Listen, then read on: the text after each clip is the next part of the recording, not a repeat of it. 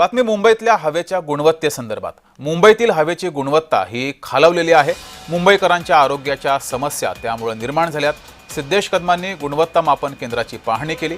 सिद्धेश कदम यांनी यावेळेस मुंबईकरांची काळजी करायची गरज नाही, मुंबईत हवेची गुणवत्ता चांगली आहे असं म्हटले। त्यासोबतच मालाड परिसरात 176 बांधकाम इमारतींचं काम सुरू आहे, त्यात 81 इमारती नियमांच्या पालन केलं नाही म्हणून नोटीस बजावलेल्या आहेत, तर चक्क 15 बांधकामं बंद करायला लावल्याचं सुद्धा त्यांनी सांगितलंय।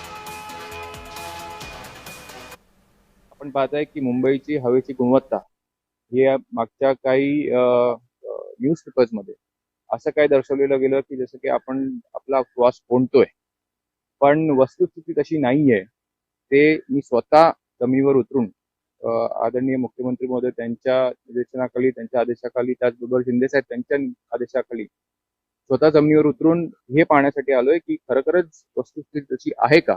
तर आपण पाहताय, आपणही पाहिलं असेल की वस्तुस्थिती तशी नाहीये।